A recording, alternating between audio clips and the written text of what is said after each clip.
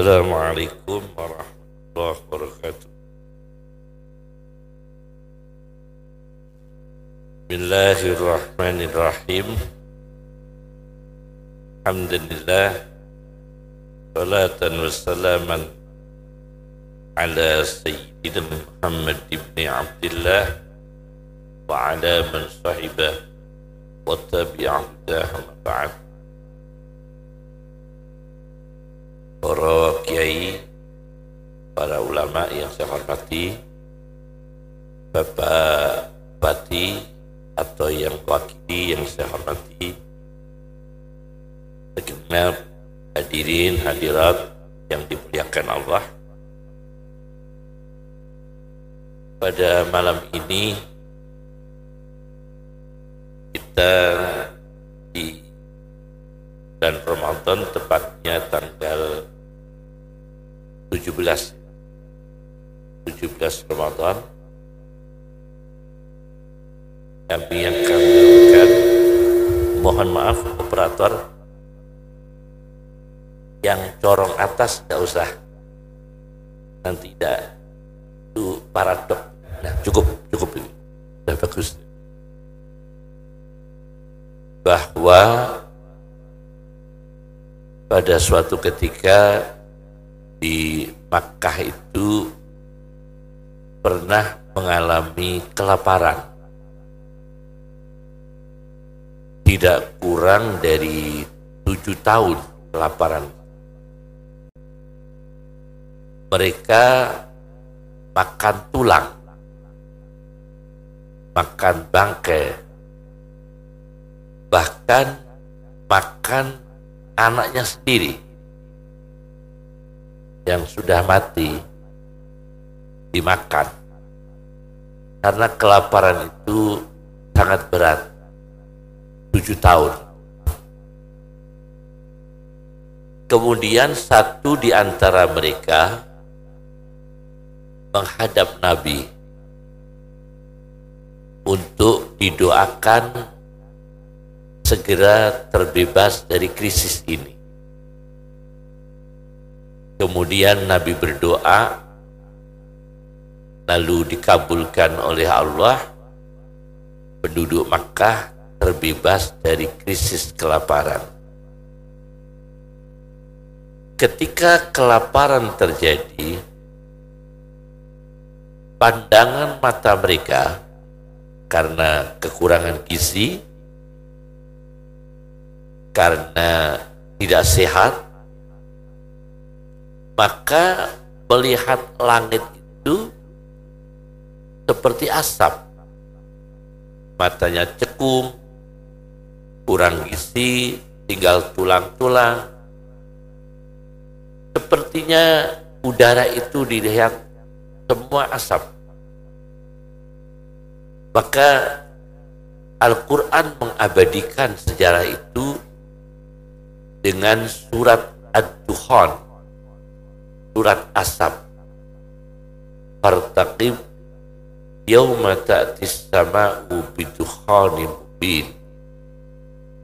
Maka tunggulah ketika hari langit tampak datang dengan membawa asap yang jelas.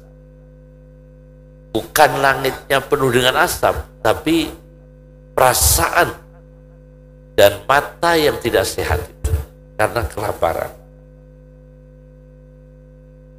Setelah mereka terbebas dari kelaparan, kembali mereka itu pada kekufuran, kembali bermaksiat, kembali melakukan kejahatan.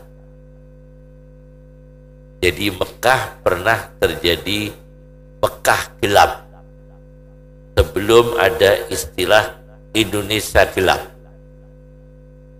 Sudah pernah ada. Di Mekah gelap itu sudah ada.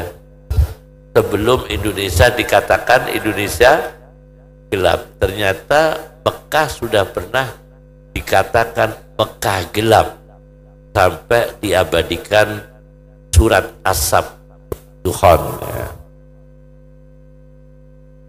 Ini ditulis oleh Jalaluddin As-Suyuti dalam bukunya Lubabun Dukul. Kemudian seorang ilmuwan Islam menulis satu penelitian bernama Mausu'ah Kalimat wa Akhwatiha fil Qur'anil Karim, sebuah penelitian besar abad 21 ini meneliti tentang bahasa kata per kata dalam Al-Quran secara tematik. Di situ saya baca bahwa kegelapan dalam Al-Quran, gelap dengan redaksi dulumat, gelap, diulang tidak kurang dari 23 kali. Kata dulumat, kata gelap dalam Al-Quran, gelap, dulumat terulang 23 kali.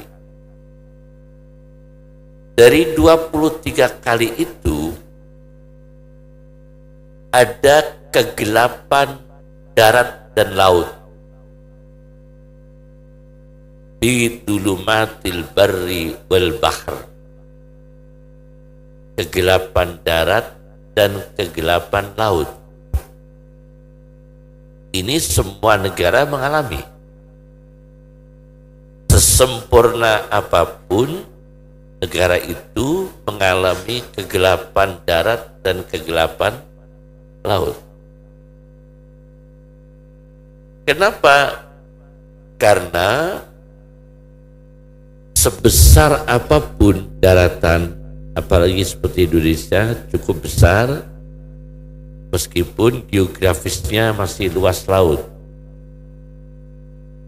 Tapi hampir semua negara yang luas daratannya itu banyak kegelapan. Mana negara yang luas daratannya? Kita ambil contoh Cina, kemudian India, Rusia, Kanada, Mongol, apalagi Mongol. Daratannya cukup luas. Kegelapannya juga banyak.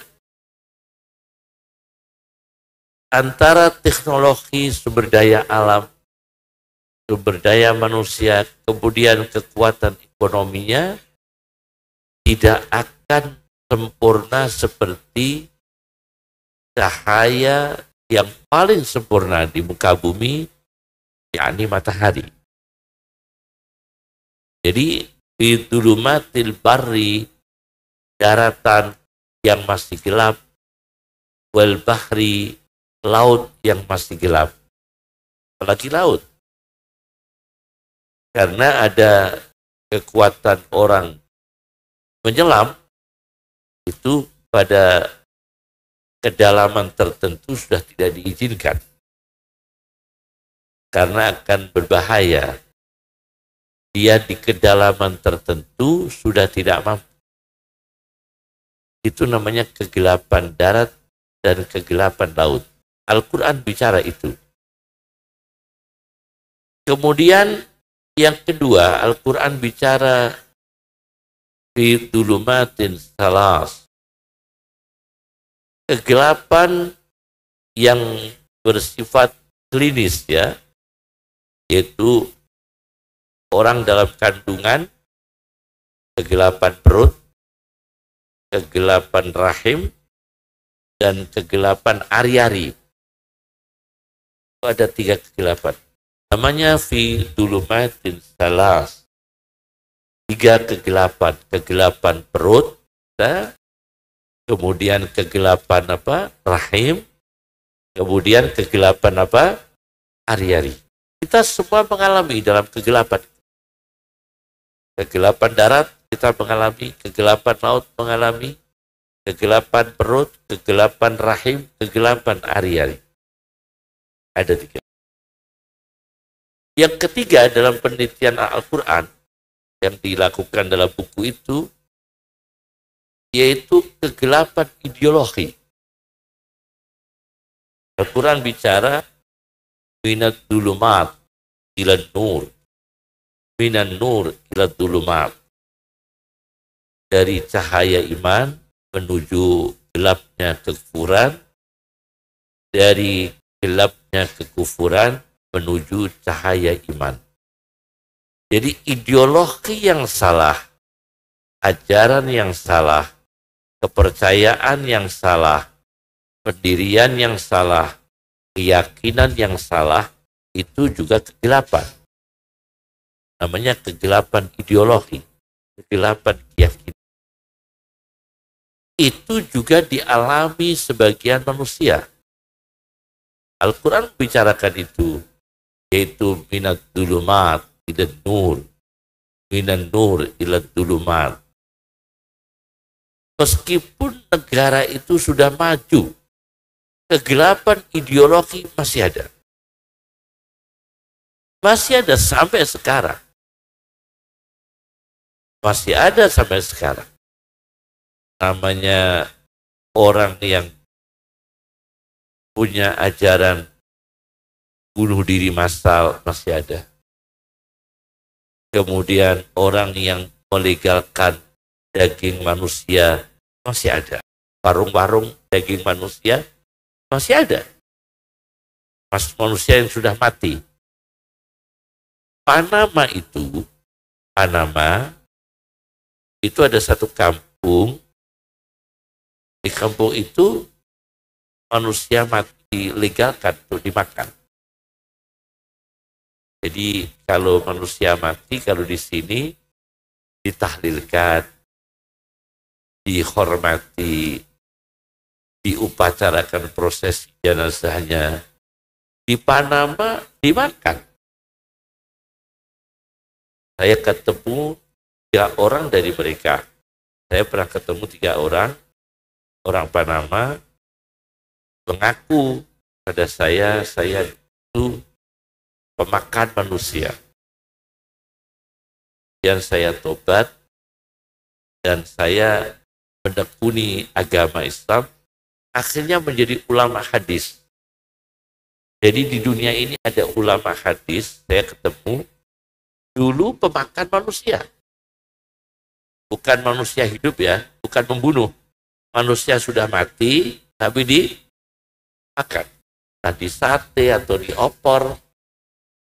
Itu di Panama. Sebagian dari mereka jadi ulama. Dan pernah ketemu kami salah satu negara di Pakistan. Waktu itu kami di Pakistan, satu ruang dengan dia, cerita ke saya itu kiai dulu pemakan manusia. Ajib. Ini namanya kegelapan keyakinan. Kemudian kegelapan yang keempat, yaitu kegelapan yang visual. Ini bila lampu ini mati. Wa ja'alat dhulumat wan nur. Allah menjadi gelap dan cahaya.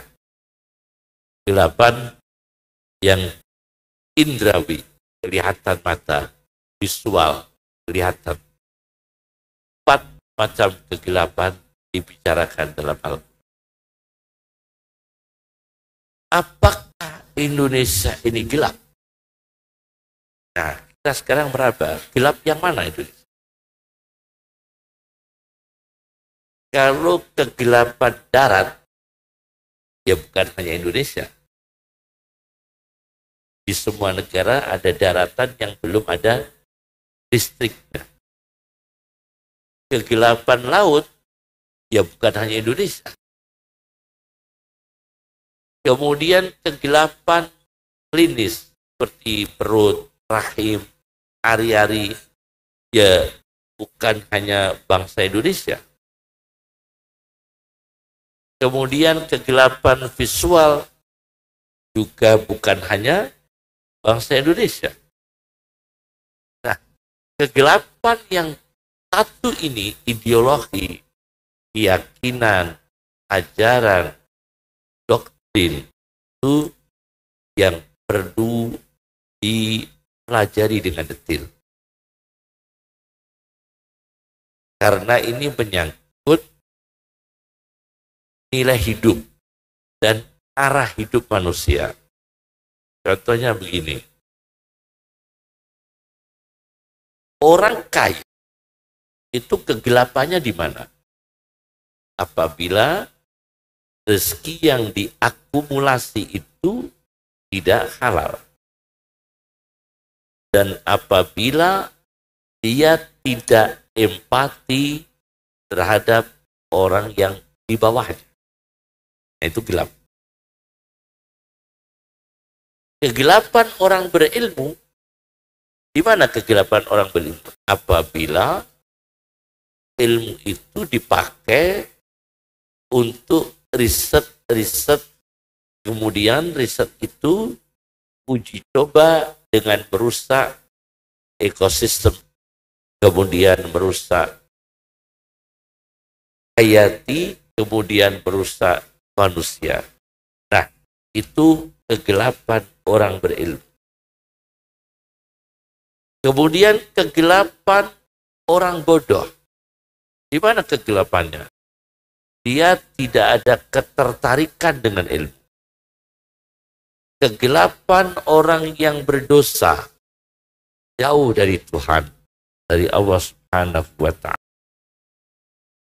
Nah, kegelapan-kegelapan ini mungkin tidak begitu diperhatikan, maka makna gelap yang sebetulnya terminologinya itu tidak khusus ekonomi, tapi bangsa itu sensitif dengan ekonomi. Begitu ekonomi terpuruk, baru dia mengatakan gelap. Padahal gelap itu belum terburuknya ekonomi, dia sudah gelap. Tidak beribadah, gelap. Tidak berilmu, gelap. Tidak punya iman, gelap. Tapi dia merasa gelap itu apabila krisis ekonomi. Ini sebetulnya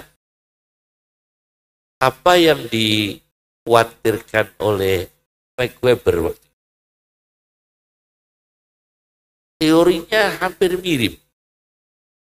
Max Weber tentu tidak melihat Al-Quran. Tapi dia mengatakan apabila manusia itu cenderung pada materi dan industri, akan jauh dari agama. Akan jauh dari agama. Maka dia memandang saat beragama tapi ekonomi yang suram itu gelap. Ekonomi yang sukses tapi tidak mengamalkan agama tidak terasa gelap. Aneh kan? Ternyata Al-Quran di surat Al-Jum'ah mengatakan wa idza ra'au tijaratan, dan apabila mereka melihat perdagangan, aulahwan atau melihat hiburan, infaddu ilaiha, maka mereka lebih memilih dagang dan hiburan daripada agama. Ada enggak hiburan ditinggalkan orang mau jamaah? Atau jamaah ditinggalkan mau lihat hiburan? Mana yang terjadi? Jamaah ditinggalkan lihat hiburan, atau hiburan ditinggalkan mau berjamaah? Mana yang terjadi itu? Tentunya jamaah ditinggalkan untuk hiburan. Pasar ditutup untuk pergi ke masjid, pokoknya, atau tidak ke masjid untuk ke pasar. Itu kan jelas ya. Tentunya lebih banyak condong ke pasar daripada masjid. Itu teori Quran. Surat Al-Jum'ah. Max Weber mengatakan industri menjauhkan agama. Materi menjauhkan agama. Walau basatallahu rizqa, walau basatallahu rizqa di ibadih, Jika Allah melapangkan rezeki kepada bangsa dengan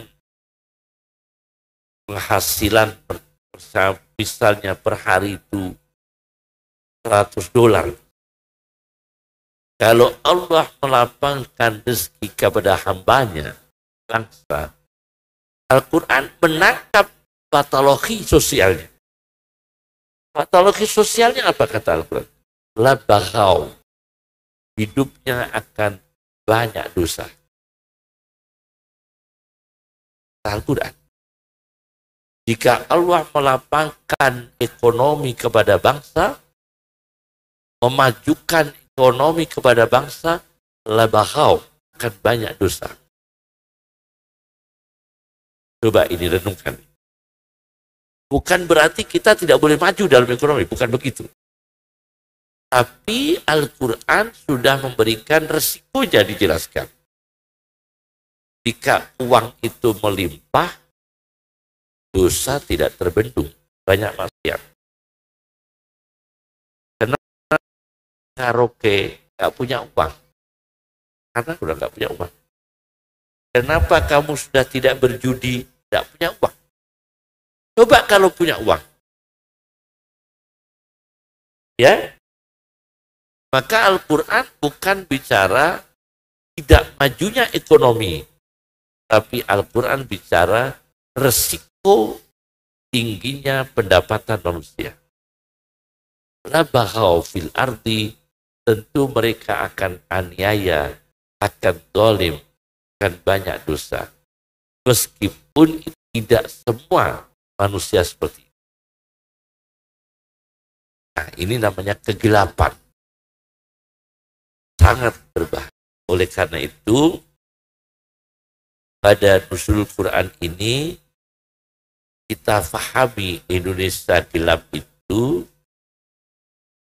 kalau gelapnya itu dimaknai gelap secara ekonomi, selama imannya masih kuat, ideologinya kuat, akhlak baiknya terjaga, psikologinya sehat, jiwanya sehat, masih bahagia bangsa Indonesia. Masih bahagia bangsa Indonesia. Meskipun sulit ekonomi. Karena negara yang maju ekonominya banyak gelap. Bahrain karo Arab. Kalau di kemudian Bombay, kalau di Arab Bahrain, pusat maksiat, pusat dosa. Bukan karena mereka miskin, karena kaya. Banyak uang. Karena rezeki melimpah, uang melimpah. Jadinya seperti itu di Bahrain. Banyak maksiat, banyak kemungkaran, banyak perjudian. Ini kegelapan. Jadi kalau makna gelap itu bangsa Indonesia ekonominya menurun, insya Allah masih bisa terang, masih bisa bercahaya kalau masih punya iman, masih punya ibadah, masih punya ada keyakinan pada Allah Subhanahu wa Ta'ala. Ini makna yang pertama. Kemudian makna yang kedua adalah kasus-kasus. Nanti akan saya sampaikan kasus-kasus. Bangsa yang tidak gelap adalah bangsa yang jiwanya tidak mengalami stres berat. Itu bangsa gelap. Ada satu hadis dari Sahih Bukhari, kemudian dituliskan oleh seorang penterjemah orientalis, Muhammad Fuad Abdul Baqi, dalam karyanya Al-Lu'lu' wal Marjan fi mattafaqu alaihi istihan. Abu Musa al-Ash'ari itu pernah sakit, pingsan, sakit pingsan. Setelah pingsan, beliau mengatakan, setelah Abu Musa al-Ash'ari pingsan, beliau mengatakan sabda Rasulullah SAW, Allah cuci tangan, yakni tidak mau mengurus, diterlantarkan Allah.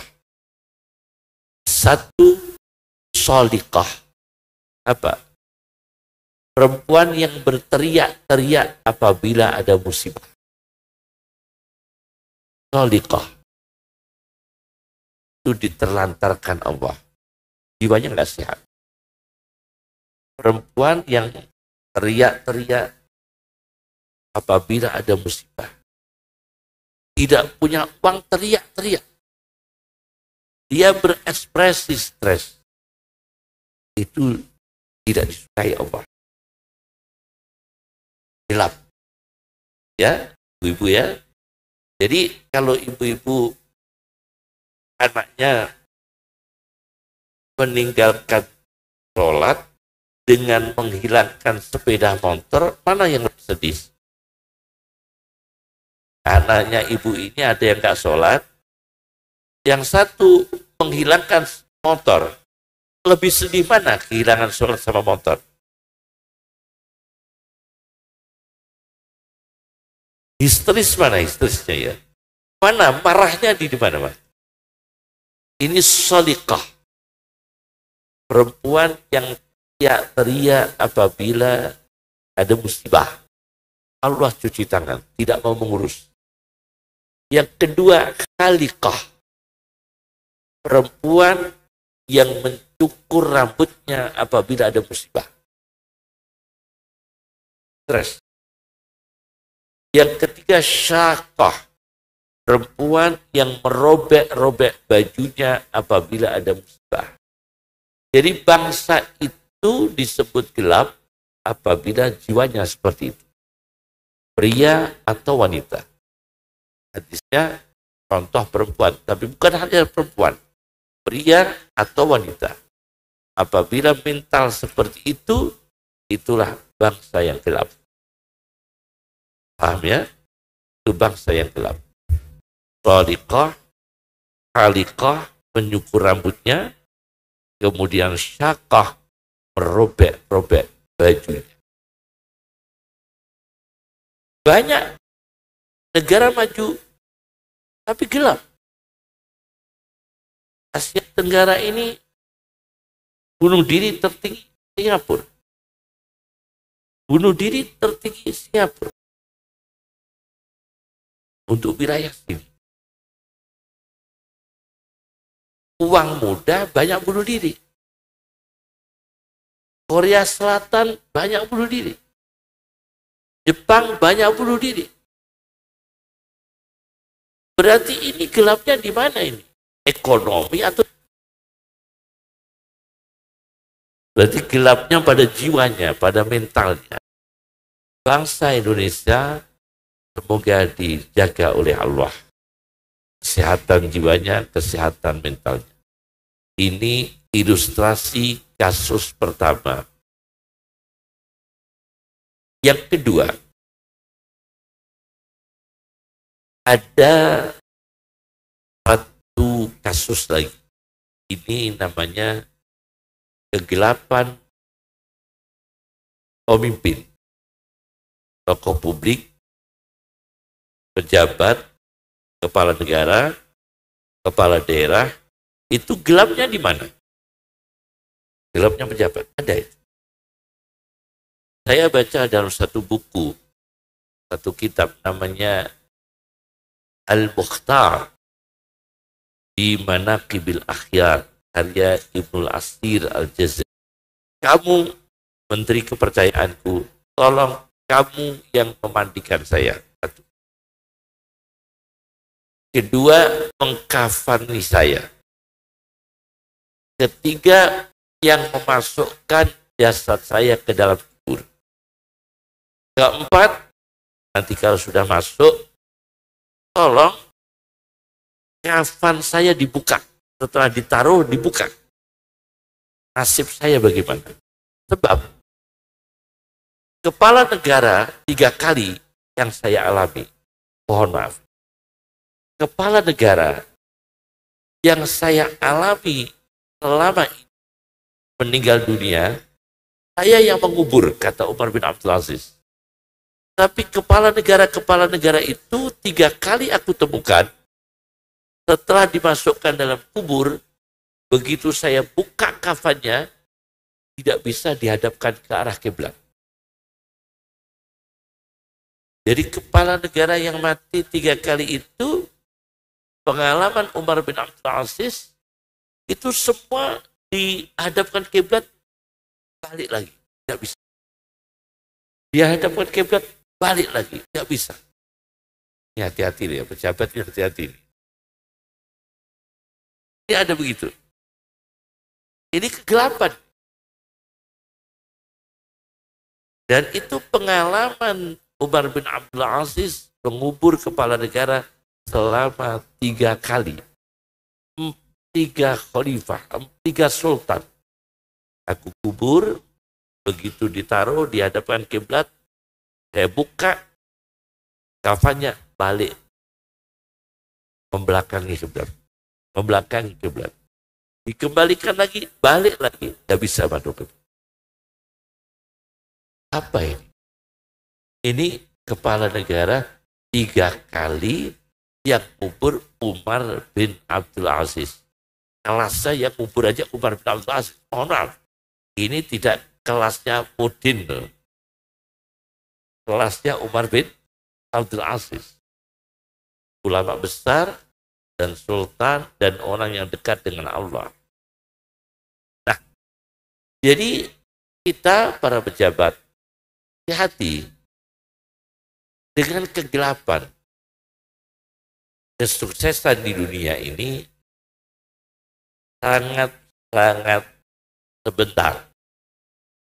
Al-Quran mengatakan ila ajalin musamma, ila qadarin ma'lum, ada ukuran, ada takaran, mata ungkulin, materi yang menyenangkan yang sebentar sekali, mata ungkulin, materi yang sebentar sekali, cuma 5 tahun, cuma 10 tahun, sebentar sekali, tidak lama itu.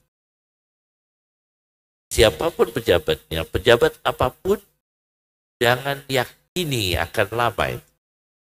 Nah, yang ditakutkan ini nanti mengalami kegelapan. Itu dia meninggal dunia, kegelapan di alam barzahnya. Belum lagi kegelapan di rumah tangganya, kegelapan di rezekinya, kegelapan di akhirat. Ini juga harus dipelajari dan mengambil teladan Rasulullah SAW. Saya ambil contoh. Memang tidak semua pejabat itu zalim. Banyak yang baik. Yang bersih banyak. Cuma kalau orang ditanya, manusia itu sifat dasarnya apa? Kalau kata Rasulullah SAW, setiap manusia itu kan fitrah. Lahir keadaan Islam. Nah, setelah berkembang, sifat dasarnya apa? Karena Al-Quran, menurut penelitian saya, ketika membicarakan manusia 65 kali dalam Al-Quran, insan itu dalam Al-Quran 65 kali. Kata insan, kata manusia dalam Al-Quran 65 kali. Itu temanya yang saya pahami, mayoritas adalah tema-tema keburukan manusia. Coba diteliti. 65 kali kata insan dalam Al-Quran bicara tentang keburukan. Kebanyakan. Seperti contoh. Wal asri. Innal insana lafi khusrin. Sesungguhnya manusia tunggu dalam kerugian. Banyak kerugian. Rugi waktu. Apa rugi waktu? Bawanya tasbih, tapi tidak baca apa-apa karena menggunjing tetangganya. Cuma bawa tasbih. Tasbihnya diputar-putar, apalagi baru datang umroh. Baru datang umroh bawa tasbih. Ini tidak baca apa-apa, cuma ngerasani orang. Cuma tasbihnya diputar-putar. Kadal. Ini kerugian. Kemudian kerugian finansial.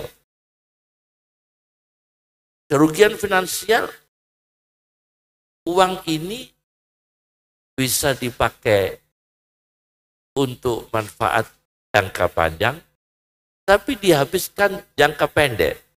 Kerugian. Uang ini bisa hemat dengan ilmu, tapi bisa belanja besar dengan nafsu. Jadi ada dua.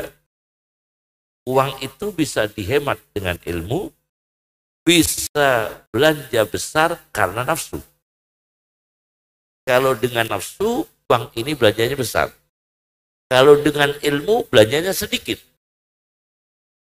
Kalau pakai ilmu, pengeluarannya sedikit. Kalau pakai nafsu, pengeluarannya besar.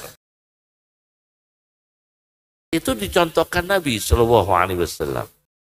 Maka kalau membelanjakan uang, pakailah ilmu, bukan nafsu, supaya tepat pengeluarannya, tepat belanjanya, hemat.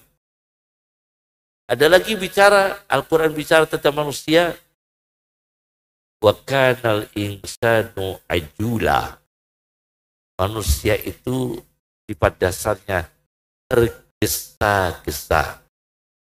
Tergesa-gesa kenaikan pangkat, ada enggak? Ada kan ya?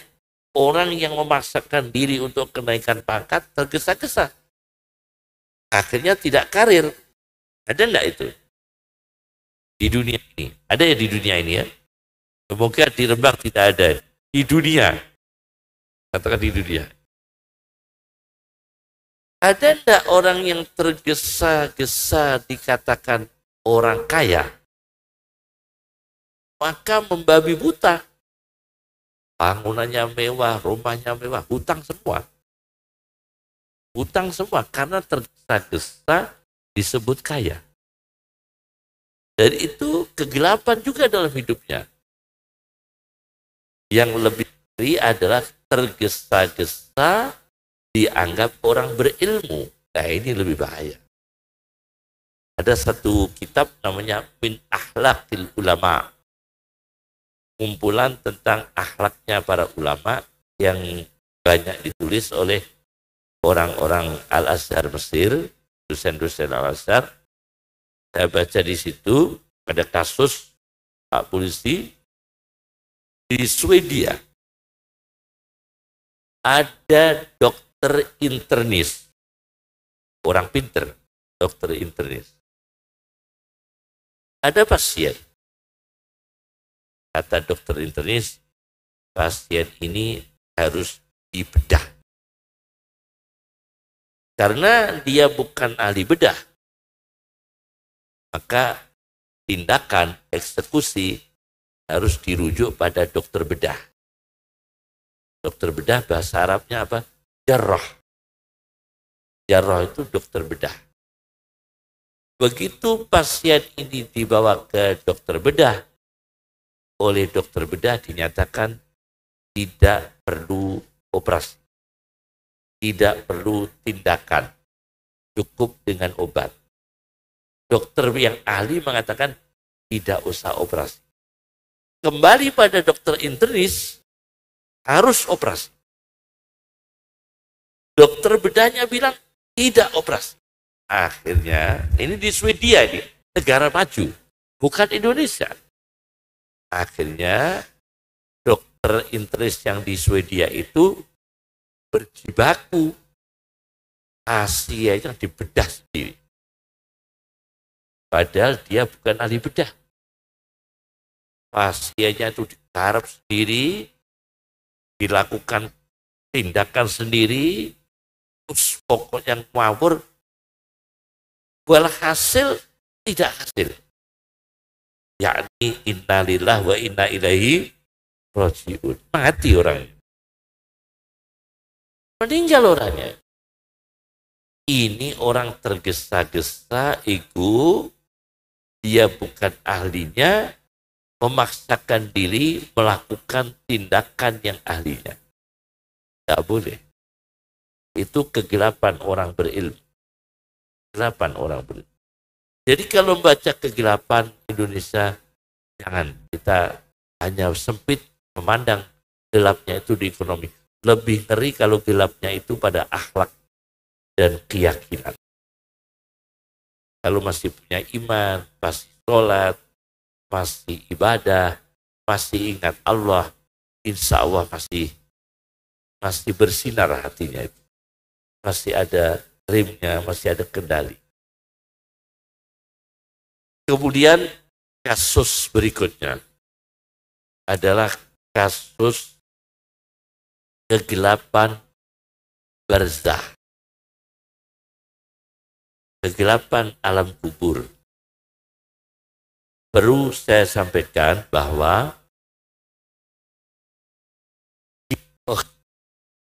geologi itu kalau meriset bumi, geografi, geologi, itu bisa. Tapi kalau meriset barzah, tidak bisa. Tidak bisa. Jadi ilmu geologi, ya, kalau meriset bumi, itu bisa. Menyelidiki tentang bumi bisa. Tapi kalau menyelidiki alam barzah, tidak mampu. Kenapa? Karena hukum Allah yang diterapkan pada alam barzah, meskipun itu bumi, itu bukan lagi hukum seperti hukum geologisnya. Beda. Nanti saya kasih contoh-contoh ya. Jadi misalnya ya, munculnya api, itu kalau dipelajari, ada daerah gunung berapi, seperti ada gunung berapi dalam laut. Ketika Buya Hamka, Profesor Hamka menafsirkan ayat wa idal biharu sujirat, ketika laut itu dinyalakan, beliau tafsirkan gunung Krakatau yang di dalam laut itu kan berapi.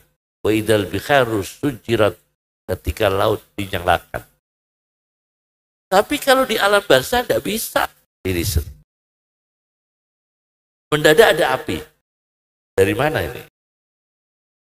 Diselidiki dari mana mendadak ada api? Mendadak ada binatang. Satu kasus di Yordan. Kasus di Yordan. Ada orang mati di Yordan, dikubur. Kuburan digali. Kuburan digali itu ada ularnya. Ada ularnya. Dan disaksikan banyak orang. Lalu kuburan itu dipindah sebelah. Sebelahnya digali. Ular ini ngeleng. Di situ ada ular lagi. Lalu dipindah lagi di tempat satunya. Ular yang tadi mendadak ada di situ. Sampai 30 tempat. Itu di Yordan. Nah, bisakah ini diriset? Dari mana munculnya binatang ular itu? Jenis tanah apa ini?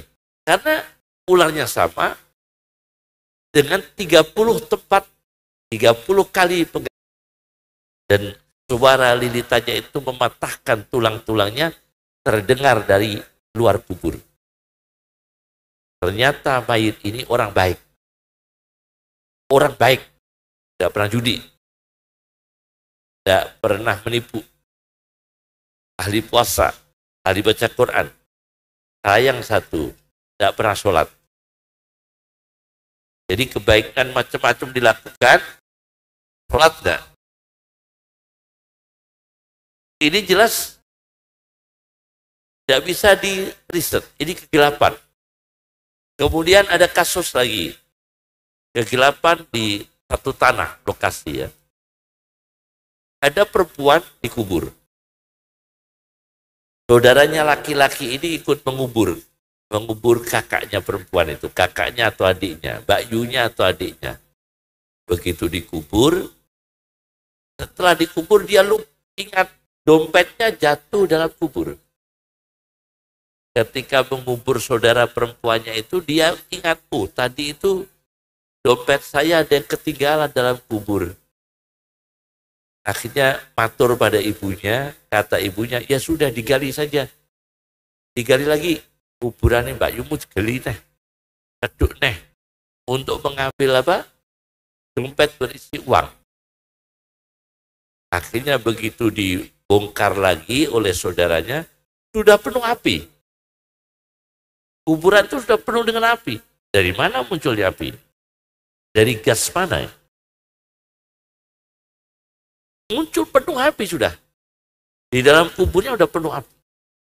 Lalu ibunya ditanya oleh anaknya itu, ibu bagaimana ini kakak kita, saudara saya perempuan, baru saja dikubur, kita bongkar lagi sudah penuh dengan api. Mbak Yumu itu orang baik. Sayangnya dua perkara ini. Suka adu domba tetangga. Suka kucing tetangga, suka adu-adu tetangga. Dan yang kedua, sholatnya ditunda-tunda. Ada kasus. Ini tidak bisa kegelapan alam barzah itu diriset dengan ilmu ketahuan. Tidak bisa. Maka Rasulullah SAW ketika beliau itu mensolati seorang wanita yang sudah dikubur beberapa hari yang lalu, Nabi belum menyolati, Nabi Muhammad menyolati, menyusul. Boleh enggak? Mayit sudah dikubur, kita baru menyolati. Boleh, tapi jangan lama-lama. Kalau beberapa ulama mengatakan jangan lebih 3 hari. Ada yang mengatakan jangan lebih 1 bulan. Ya, jadi misalnya putranya keluarga ada yang belum datang dari luar kota, belum ikut sholat jenazah ayahnya atau ibunya, sudah dikubur, masih bisa sholat jenazah. Dikuburnya, masih bisa. Imam Syafi'i memperbolehkan. Abu Hanifah tidak memperbolehkan, tapi Rasulullah pernah melakukan. Kemudian Imam Malik mengatakan ini khusus Rasulullah. Tapi Imam Syafi'i boleh dilakukan. Dalam kitab Al-Faidul Bari, Syarah Sahihul Bukhari, karya Al-Ijluni, itu ada yang mengatakan maksimal 1 bulan. Di kitab yang lain maksimal 3 hari.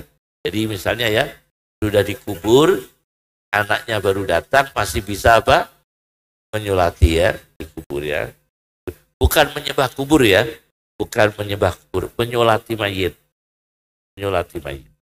Nah, kata Rasulullah setelah menyolati perempuan yang meninggal tadi, perempuan ini orang baik, orang salihah. Dia membersihkan masjid, nyapu masjid, merapikan masjid, bersihkan sawang-sawang masjid.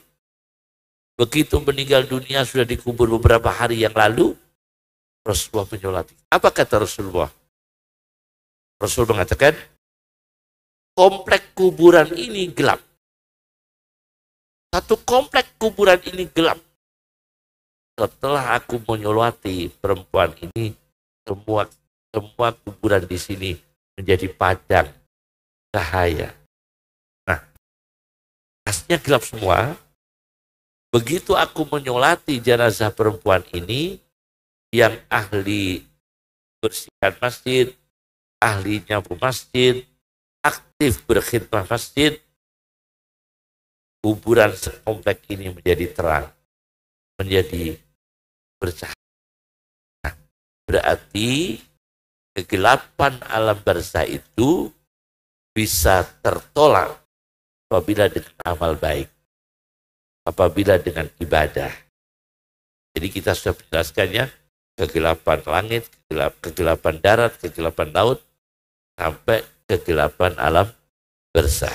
Ini yang saya sampaikan, karena kata gelap dalam Al-Quran itu 24 kali, maka terlalu panjang kalau kita bahas semua. Yang terakhir ini, terakhir ya.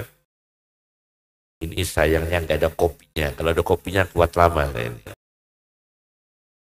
Alhamdulillah ya. Masya Allah. Biasanya kalau gini ini kopi sama gemblong bakaran. Nah, sekarang kita yang terakhir ya. Kalau ada kegelapan, doanya apa? Kita punya masalah pribadi, kita punya kesedihan sendiri-sendiri, punya problem sendiri-sendiri, punya beban sendiri-sendiri.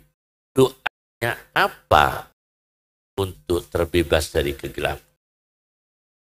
Al-Quran memberikan doa yang luar biasa. Wazannun, kasus Zannun, Nabi Yunus. Fanada fit dhulumati. Yunus memanggil dalam keadaan gelap,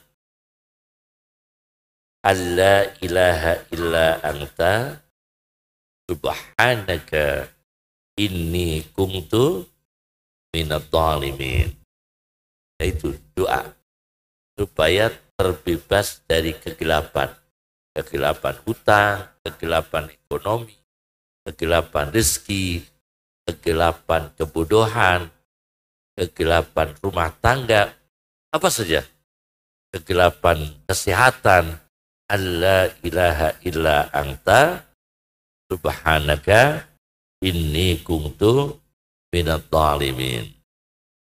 Sesungguhnya tidak ada Tuhan kecuali Engkau ya Allah yang sah disembah. Maha suci Engkau. Sungguh kami ini termasuk orang yang zalim, yang aniaya. Merasa diri kita ini sering melakukan kedoliman. Inni kuntu minadh dhalimin. Karena kedoliman itu gelap. Nah, doa ini kita amalkan. Alla ilaha illa anta subhanaka inni kuntu minadh dhalimin. Itu supaya terbebas dari kegelapan. Nabi Yunus disampaikan oleh Imam Tobari, Muhammad bin Jarir At-Tobari, dalam tafsir Al-Qur'annya Jami'ul Bayan At-Tobari. Nabi Yunus itu kan dimakan ikan paus. Tahu ikannya? Ikan yang memakan Nabi Yunus itu ikan apa? Paus. Karena the nun itu kalau dilihat di kamus itu ikan paus. Nun itu ikan paus, dimakan ikan paus. Begitu sampai di dasar laut, paling dasar laut, itu biasanya orang nggak bisa hidup loh Pak. Kapal selam itu tidak mampu sampai dasar loh. Yang saya tahu ya. Kapal selam itu kan yang paling bagus kan Rusia. Itu tidak mampu loh Pak. Sampai pol dasar laut. Tidak mampu. Nah, itu Nabi Yunus dimakan ikan sampai dasar laut. Asfadil bahar. Kemudian apa pesan Allah kepada ikannya? Ini menarik. Ini sahih hadisnya. Ada catatan dari Ibnu Jarir dalam tafsir.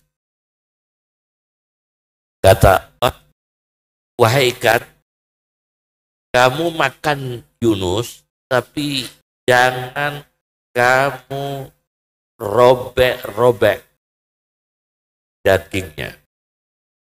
Jangan kamu patahkan tulangnya. Jadi Nabi Yunus masuk dalam perut ikan, tapi ikan itu sudah sesuai dengan SOP. Sudah sesuai SOP-nya. Tidak ngawur ikannya itu. Jadi ikannya itu nggak ngawur. Yang makan penelan Nabi Yunus itu sudah dikasih tahu oleh Allah. Jangan dicakar-cakar dagingnya, jangan dipatah-patahkan atau dipecah tulang-tulang Yunus. Masuk di situ. Kemudian Nabi Yunus ini mendengar ada suara-suara. Lalu dia berpikir dalam hati, suara apa ini? Wahyu datang, itu suara tasbih. Tasbihnya ikan. Tasbihnya hewan-hewan laut. Begitu mendengar tasbihnya hewan-hewan laut, berarti Nabi Yunus terinspirasi. Hewan laut ini hidup di laut dengan tasbih. Bisa hidup, nyawanya masih kuat, fisiknya kuat meskipun di dasar laut, ternyata hewan itu dengan tasbih. Maka Nabi Yunus tasbih. Maka Nabi Yunus langsung bertasbih, alla ilaha illa anta subhanaka inni kuntu minadh dhalimin. Jadi kalau mestinya kalau angkatan laut harus apal doa ini ya. Kalau nyelam-nyelam ya, para penyelam-penyelam ini khawas ya. Khawas, penyelam itu harus hafal karena ini didoakan di situ. Nah, akhirnya Nabi Yunus ditolong oleh Allah dan dikeluarkan dari perut ikan. Ini luar biasa. Insya Allah manfaat, semoga barokah. Semoga kita diberikan panjang umur yang barokah. Keluarga, orang tua, depan, ke belakang, sebelum dan sesudah dimudahkan oleh Allah. Hari ini lebih baik daripada kemarin. Yang penting, kalau dikatakan Indonesia gelap, jelas ada gelapnya di semua negara. Ada gelap akhlak, gelap kurang ibadah, gelap ekonomi, macam-macam. Cuma kita tidak terpaku di sana. La ilaha illa anta subhanaka inni kuntu minadh dhalimin. Allahumma aktina bil ilmi, sayyina bil hilmi, wa akrimna bit taqwa, wa jammilna bil afiyah. Allahumma kun lana wa la takun alina. Allahumma biyadikal khair. إنك على كل شيء قدير. سبحانك اللهم أشهد أن لا إله إلا أنت أستغفرك وأتوب إليك وآخر دعوانا أن الحمد لله رب العالمين. السلام عليكم ورحمة الله وبركاته.